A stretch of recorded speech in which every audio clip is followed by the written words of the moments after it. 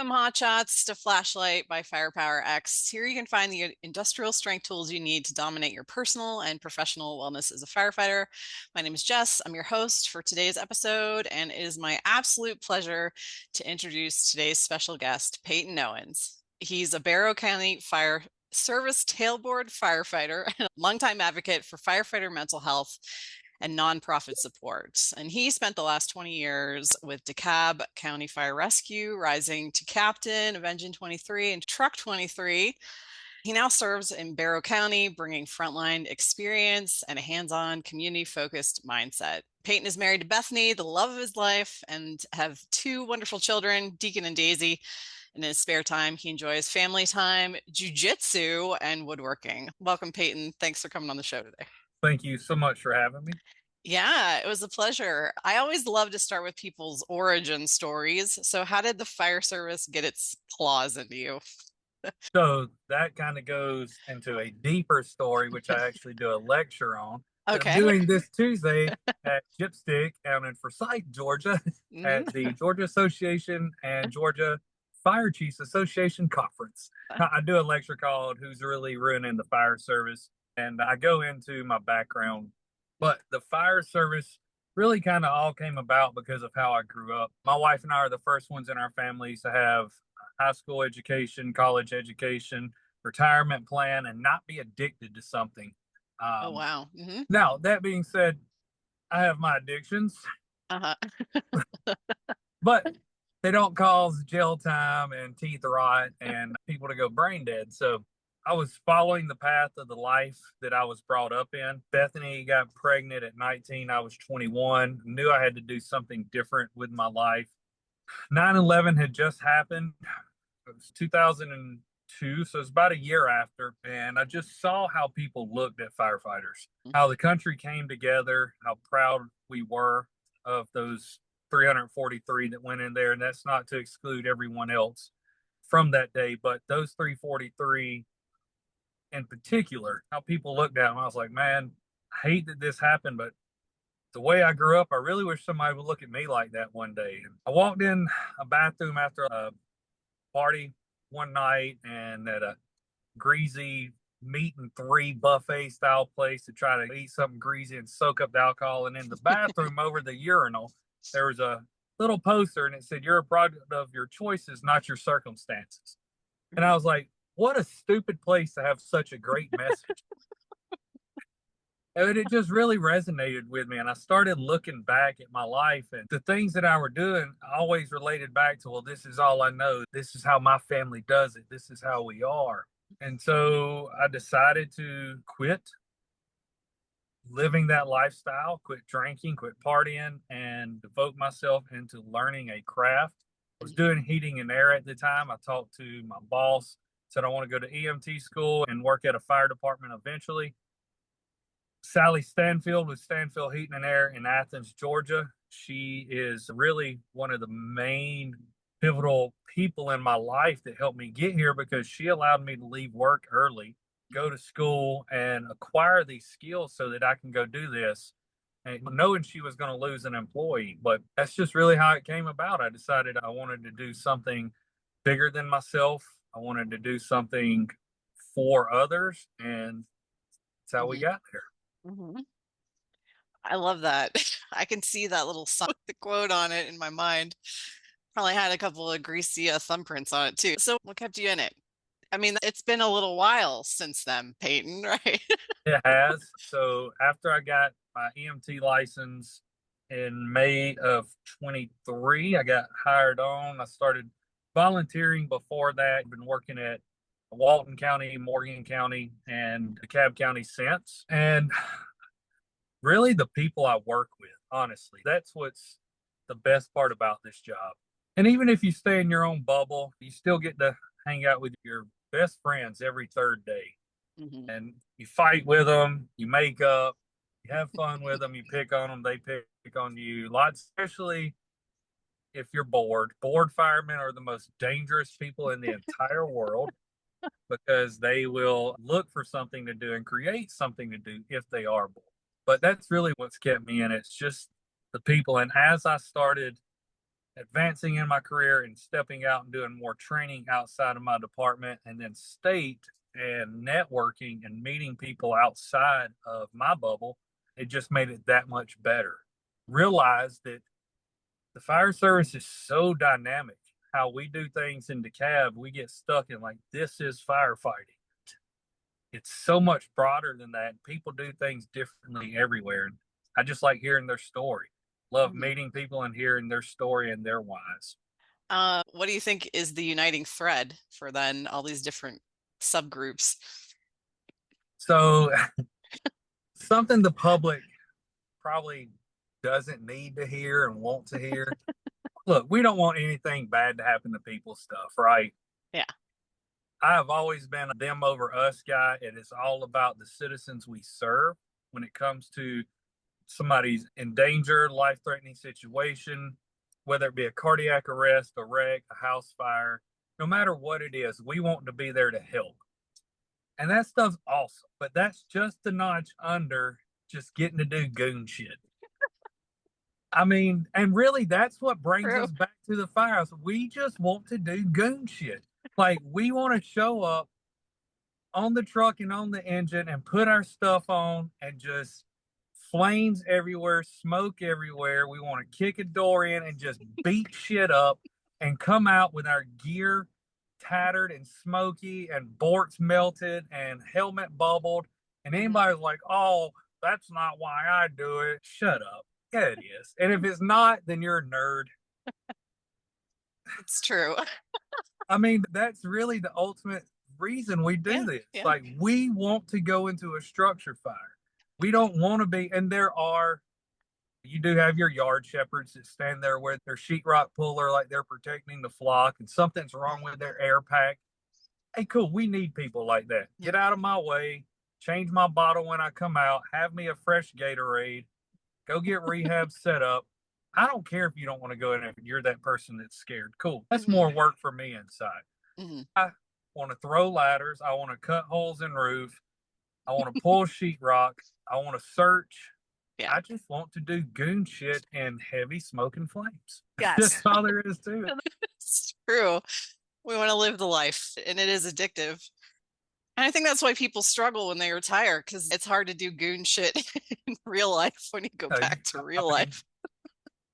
And you get to talk to your buddies any way you want to. You talk to your family or people out in public the way you talk to each other at the station, and nobody gets offended. You can't do that out in public, and you start missing that. You do. It's so true. Thank you for that. Thank you for saying that out loud, because we're all thinking it. So you're messaging about who's ruining the fire service. Let's dig into that. So let's go cut right to the chase. Who can we point the finger at, Payton? So, caught me off guard, but I can find it pretty quickly. I've got a little video that pretty much explains it all. Here we go. Let me turn the volume all the way up. Let's see here. Okay. The answer is you, motherfucker. Plain and simple. You really want to know who's ruining the fire service? Yeah, there it is. You, motherfucker. So it's a collective. My class, I break down how you have these older school guys that blame the younger generation. You got the younger generation that blames the old generations. You got admin who blames operations who blame admin. And what it gets down to is the Spider-Man meme, right? 3 Spider-Mans all from different dimensions pointing at each other, and everybody blames everybody, but nobody takes accountability for their own actions, their own thoughts. Yeah.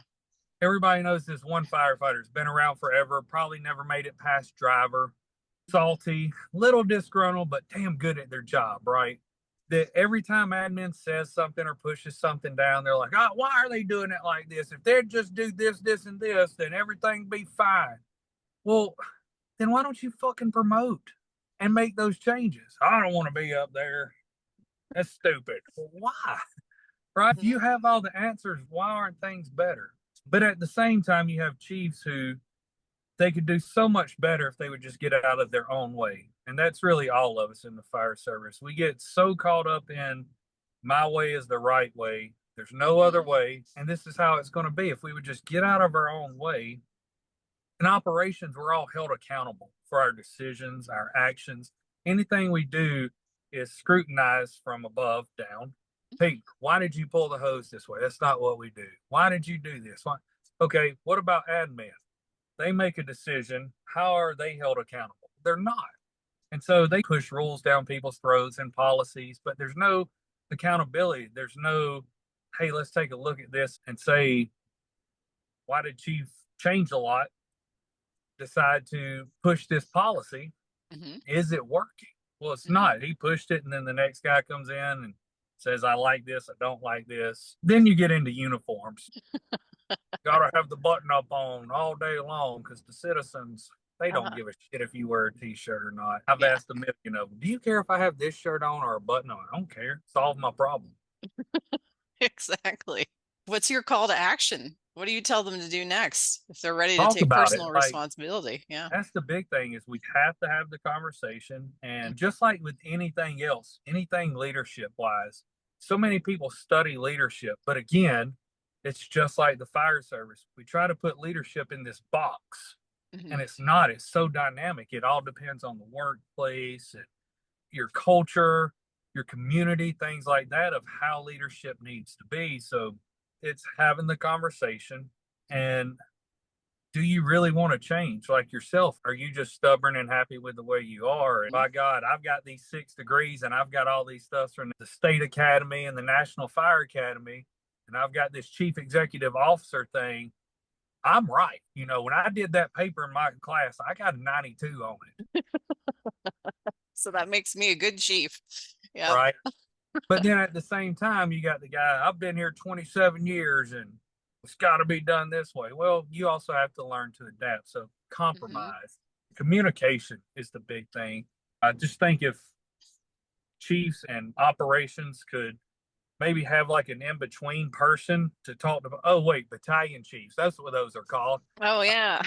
You know, that would really help. But just having communication with each other quarterly, monthly. I would like to see monthly. I know that's hard, but just more communication and talking and listening to each other and seeing each other's perspective. That's the big thing is perspective.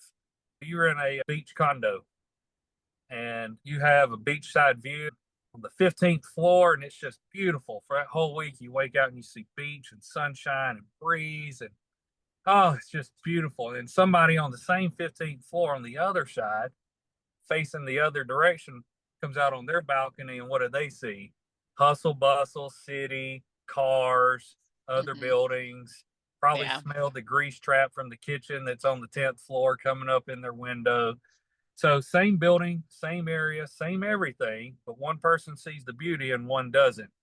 And so if they meet in the hallway and talk and say, hey, come on my balcony and see what I see, and just have those conversations so that they can see each other's point of view and perspective, then I think we could start moving forward. Yeah. Personal accountability. You may be a good leader with your group, but are you also leading yourself too? Can you intentionally change perspective or open yourself up to perspectives? I do think that is one of the sticking points of, like you said, you get the big head and then you think you're right. You don't want to listen to anything else. So coming back to the brotherhood, because I know that's a hot word in your presentation too, isn't it? Brotherhood. Yeah. Some say it's dead. Some say it never existed. Some say it's alive and well. I think it's all. The brotherhood is what you make it. It's just like anything else. You have to realize that the people in your brotherhood may not think or see things the same way. Some people will always put others before themselves. Some talk and say they will, but don't. Some just use it for personal gain. It has to be one of those things you have to go into it knowing that it is something great, but it's only as great as you make it and allow it to be. If you put your full trust in it and all your eggs in one basket, somebody might screw you over and you're like, the brotherhood's dead. I hate it. But at the end of the day, whenever something happens, a brother dies in the line of duty or is hospitalized or their house burns down and they lose everything, I see all firefighters from every walk of life step up and help. So at the end of the day, that part of the Brotherhood is alive and well. Yeah. It's an idea or a potential, and how much are you going to activate it? That's cool. Yeah. It's so Now, personal responsibility again, Payton. that's what it look. Jesus. It will keep coming back to that over and over and over.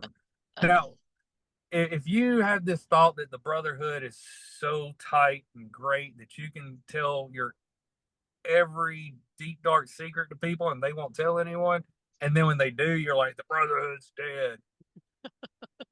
Come on, man, you're fooling yourself. Telephone, tell a friend, tell a fireman. Yep. Especially when we built our own. I don't know whose great idea peer support was. That's just a fast track to that path of knowing everybody's business and spreading it around. So in an ideal world, if everybody was to get on board with this whole personal responsibility concept and do it, how would the fire service change? So for me, the biggest thing would be the stone stepping. I would like to see that just disappear. Keep everything else in the fire service the same, but if we could have some more personal accountability, build the Brotherhood a little bit, but the stone stepping or crabs in the bucket where we are our own worst enemy. We tear each other down just to get ahead. If people on the internet can think I'm better at knowing some stuff about ladders than this other guy, but in order to do that, I have to talk shit about this other guy online saying he's dumb, he don't know nothing. He said this about ladders. You should like me better. That's the one thing I wish the personal accountability could get rid of in the fire service. And so humility, is that? How about that? Whoa. Well, that's a big concept.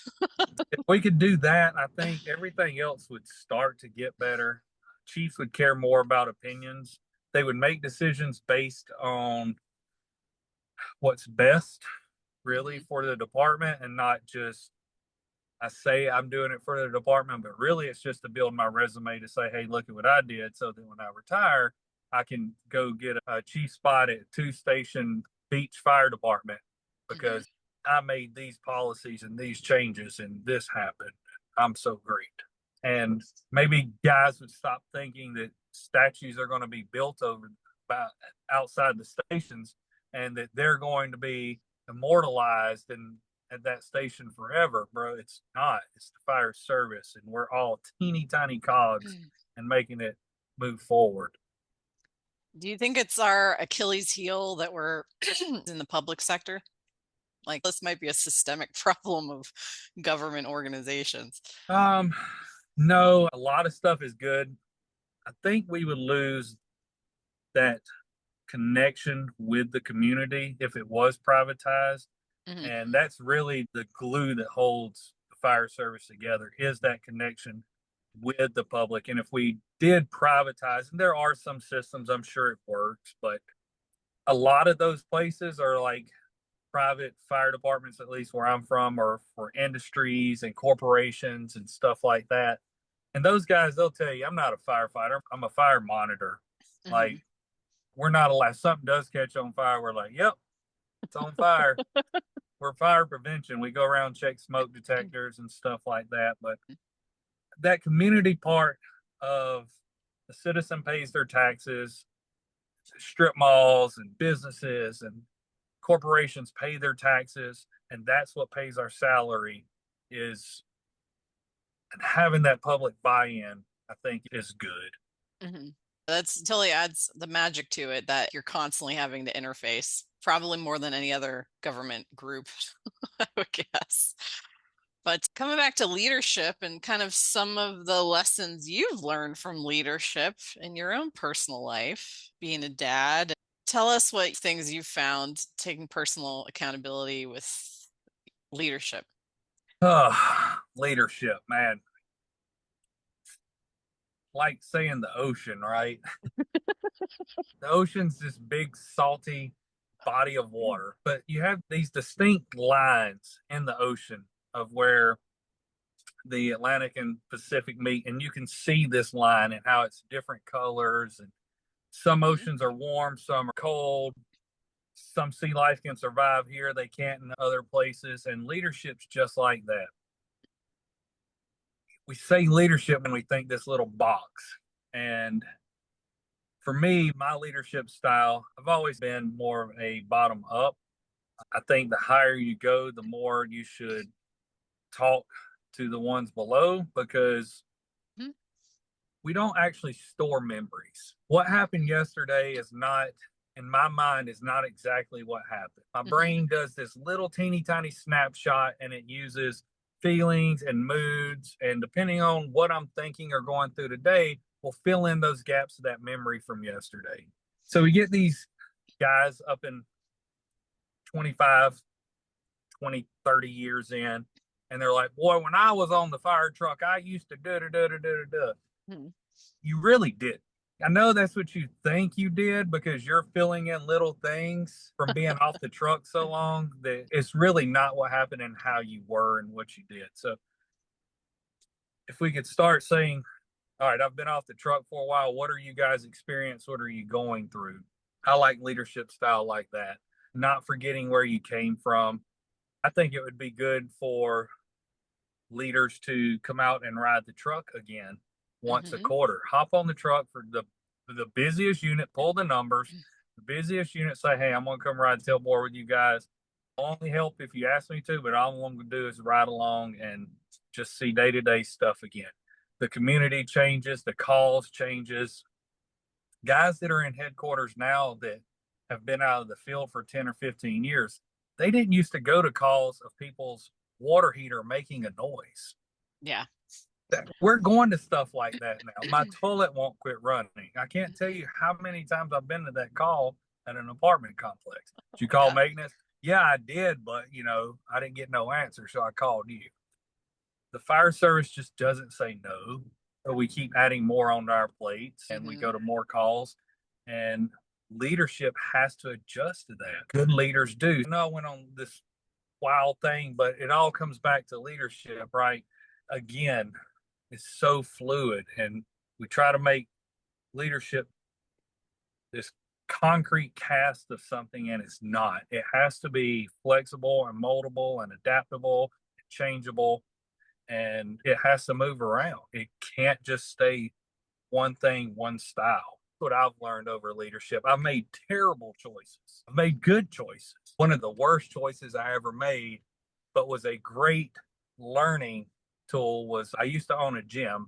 Owned a gym for 10 years, 2010 to 2020, but it was 2017, 18ish or so, and I had a 5 a.m. coach, and everybody loved this 5 a.m. coach. My biggest class. I decided that they needed to get some fresh coaching in there, that maybe they got used to him being in there and they get a little slack, and maybe they need some different eyes on them. So I changed stuff up. I took him off the 5 a.m. and put somebody new in 5 a.m. and put him in the afternoons. It was a disaster. My members were pissed off. My coaches were pissed off. And I didn't ask him, but I just did it and said, hey, this is what we're going to do. This is how we're going to handle things. Disaster. Did it for 2 weeks and changed everything back, and all was good again. But learned a very valuable lesson that just because it was my gym and I paid the bills and I made the decision, I held all the financial responsibility, that these people have a say in what happens here as well. And the fire department's no different. If you're that leader up top that just makes changes because you think that's what's best, it might not be what's best, because these employees, these citizens, they all have a say as well. And the citizens are our members, and the firefighters are our coaches. They need to have a say as well when you make changes. Yeah, if your decision causes more problems than it solves, you just make it worse. Do you think most departments can afford to be as experimental as the example you just gave us? Like, can we go try stuff for a month and do feedback? Are most departments in a position to do that? I think so. You don't have to spend money to make changes all the time. Hose loads are always a big argument. It shouldn't be, because the Minuteman is by far the superior hose load out there. The reason why like 90% of all departments run it are a modified Minuteman. But if somebody has an idea and they say, hey, I really want to try this new hose load. Instead of just being like, you're stupid, it should let them set their engine up. Say, all right, this is what we're going to do across all 3 shifts. Engine 79 is going to run this different type of hose load. Cross lays are going to be set up this way. And we're going to try it and see what they think. That doesn't cost money. And really all it is swallowing your pride saying, hey, this young guy wants to do something different.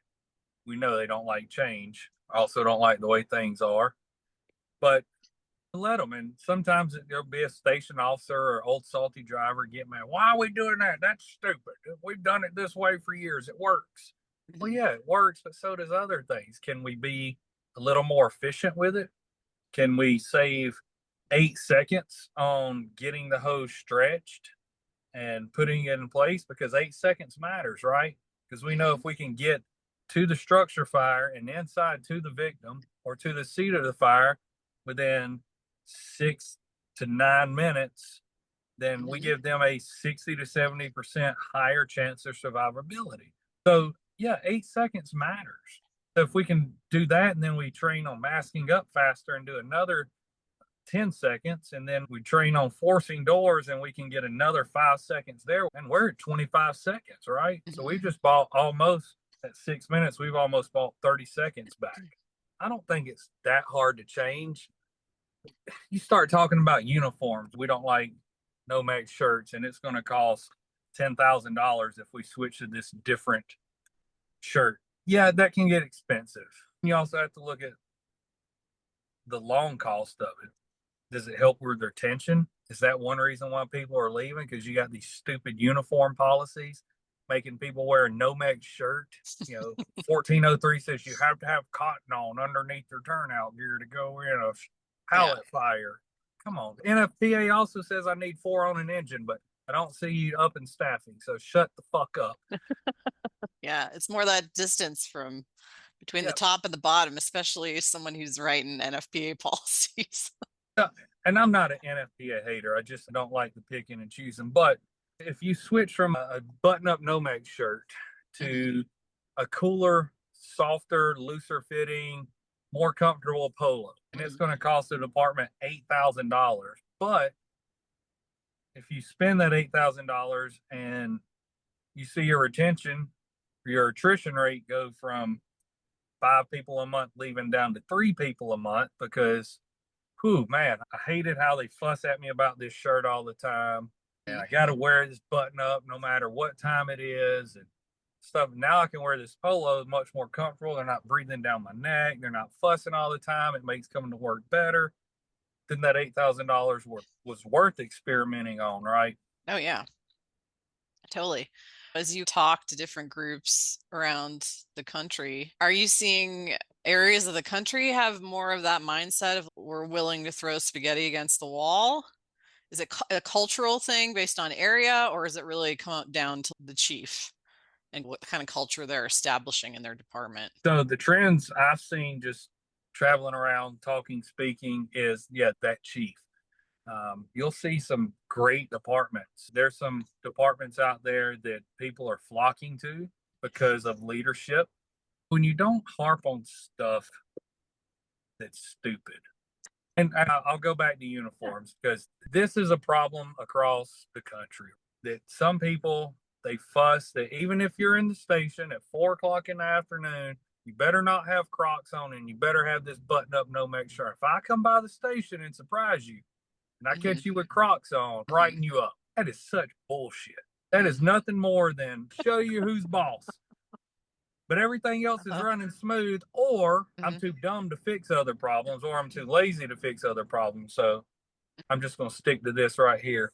Then you have leaders, and there's a department out in Texas that's a little north of Dallas, Fort Worth. And I don't want to say names or anything, just in case. But man, people flock to this department. They want to be there because of the leadership that is there.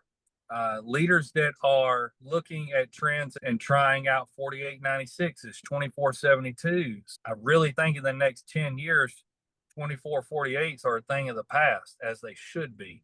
It is a terrible schedule, absolutely terrible, unless there's a Kelly day once a month. terrible, terrible schedule. It's horrible. You never have any time to catch up. But chiefs that are listening to stuff like this and saying, all right, I want to keep my people safe and not, well, by God, I did 24/48s for the last 30 years. Look at me, I'm fine. Yeah, you also got into the office 8 years in and been on 40-hour work weeks.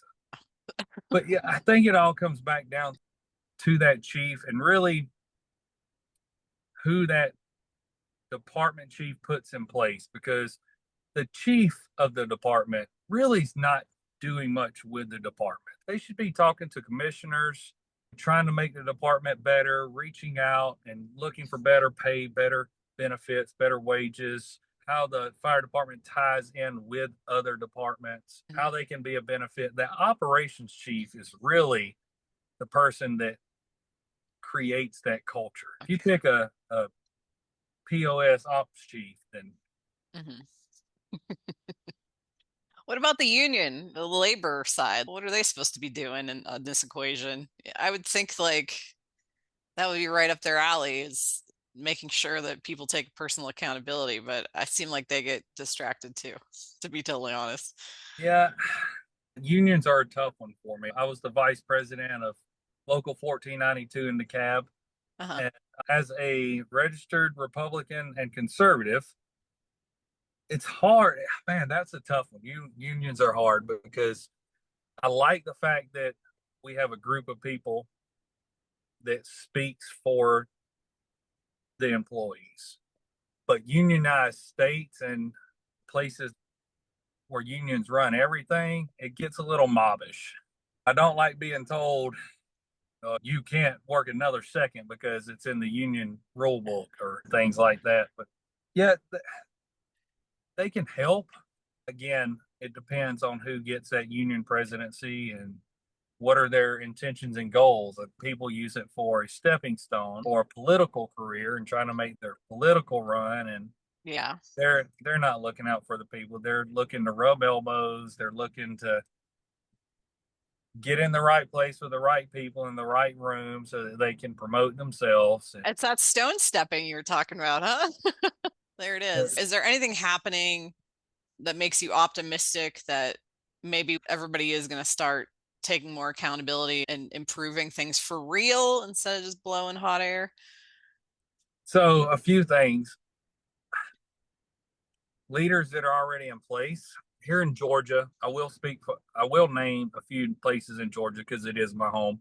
Greene County, Georgia, with Chief Rodney Wiggins. Man, what an amazing individual. I put on a conference 2 weeks ago, and Chief Wiggins sent 10 of his people. He paid for them to come to it and sign up for a hot class. They were all 16-hour hot classes. We had an engine course, a truck course, and a safety survival RIT. He paid for people to go to the engine class, and he actually came and did 2 days of the engine class himself. Was out there, whatever these young guys were teaching him, he was doing, and he never was like, well, that's dumb. Why?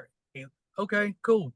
And if they ask, because he was a training chief for years too before he became a chief of the department. And what do you think, chief? And he said, there's this, and let me show you this little technique. But he was never like, this is done. He did everything they asked. He's out there in gear. He worked with them, and he does this on the regular.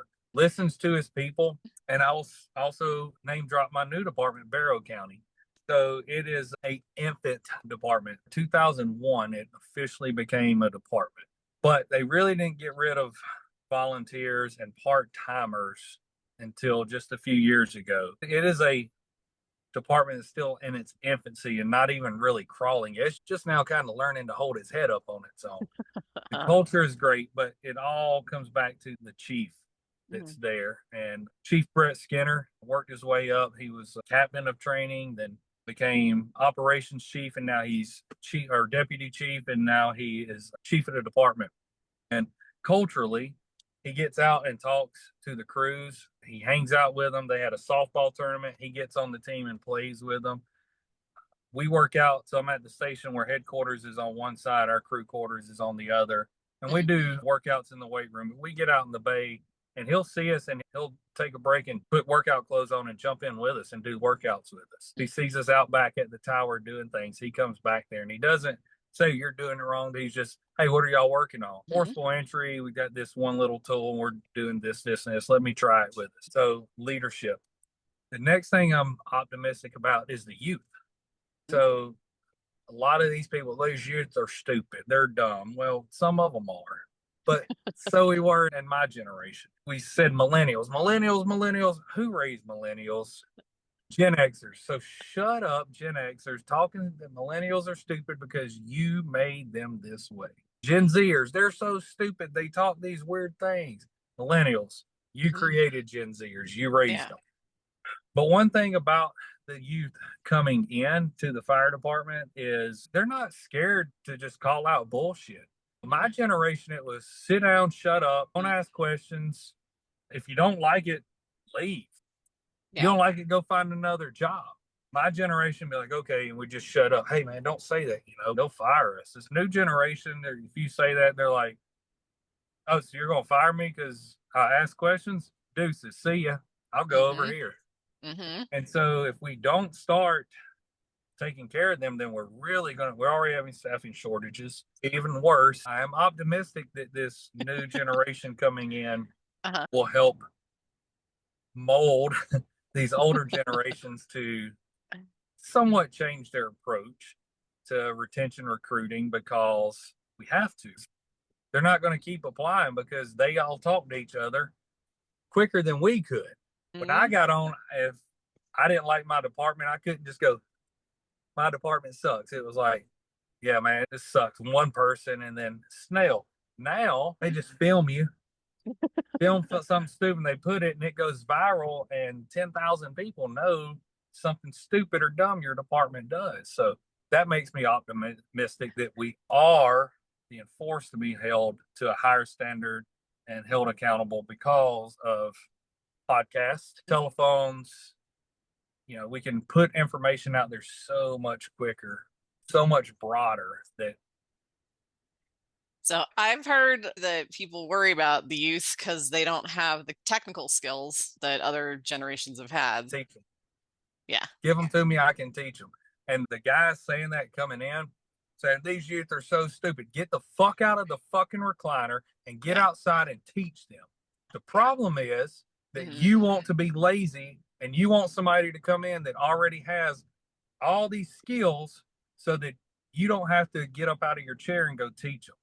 Get out of your chair and go teach these people that don't have the skills. Plain and simple. I have no compassion or patience for that bullshit. Exactly. No, I agree. Was there one more thing you were optimistic about? I felt like I cut you off there after the youth. No. That was it. The youth, and we do have some leaders out there leading the way. Again, the reign of shut up and don't say anything is coming to an end.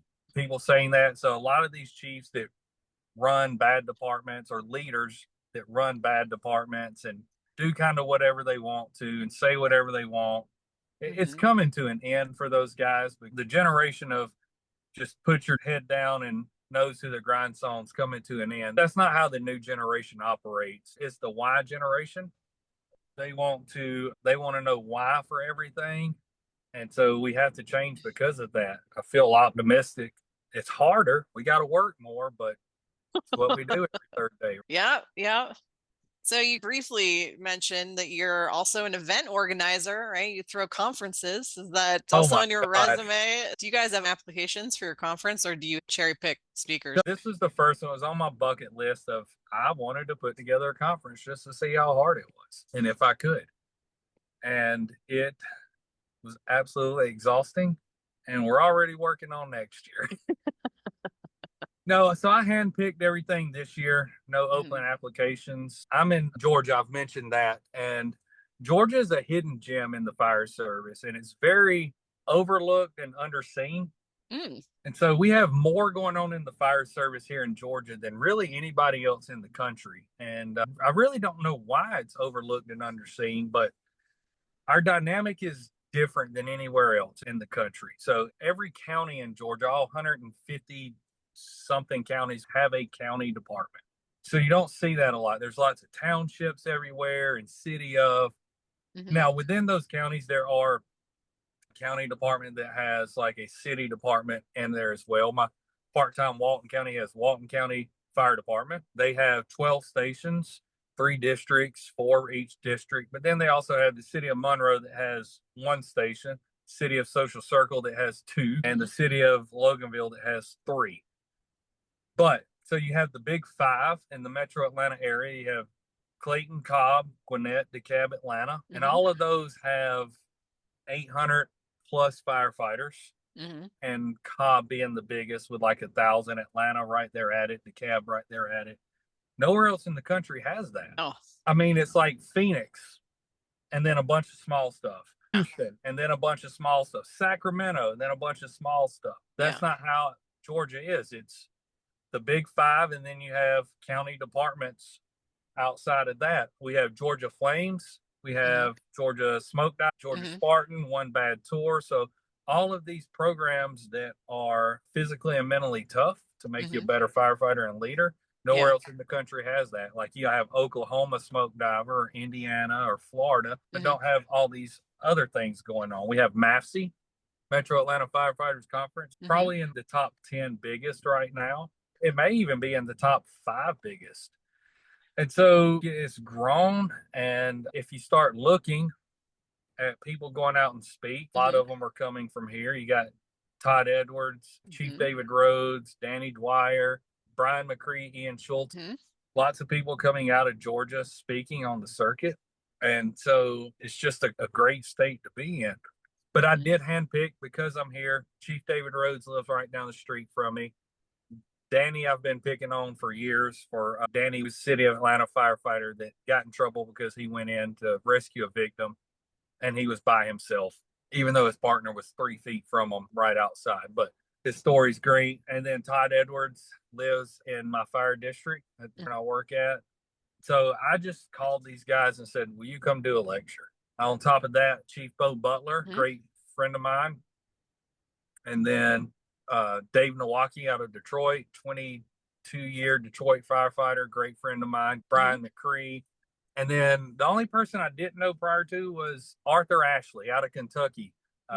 Awesome truck guy. So it was great to have him come down. He agreed to it. And I told these guys, look, I'm financing this thing. I'm broke. So try to keep it cheap. And they all did it just for free, came down. I just got them a room. And so they just did it because they love spreading their message.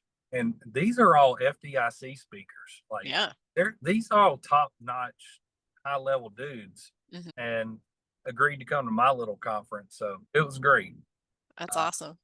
I threw mine so hard in 2023. So I recognize that look in your eye of like, holy shit, I've done some hard stuff, but throwing a conference was by far one of the hardest things I've ever done in life, like hands down. So the stress levels, good for you. I have a team for next year. Do you? All right. Yes. Yeah, we're expanding. Already put together a team. We're already planning, coordinating. The only thing I do not have is, and nobody wants this job, I need a treasurer. I need somebody to handle the finance stuff. And everybody's like, nope.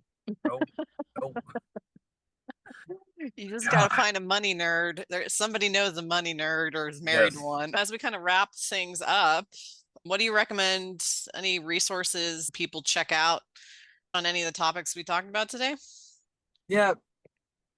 YouTube just in general. Take your young guys. Again, we talked about memory, right? And how it snapshots all these things and our brain pieces it together. So you have this guy in your station is like, oh, he's a YouTube fireman. He watched this YouTube video, so now he thinks he knows what he's doing. Actually, we know scientifically he does, because if he can see things happening on YouTube videos, size up stuff like that, and his brain can piece stuff together. Watch YouTube videos, man. Have your young guys watch it. Ask them what they would do. Ask them what they notice. Ask them what they see. I'm a podcast nerd, really. I like hearing other firefighters talk about stuff.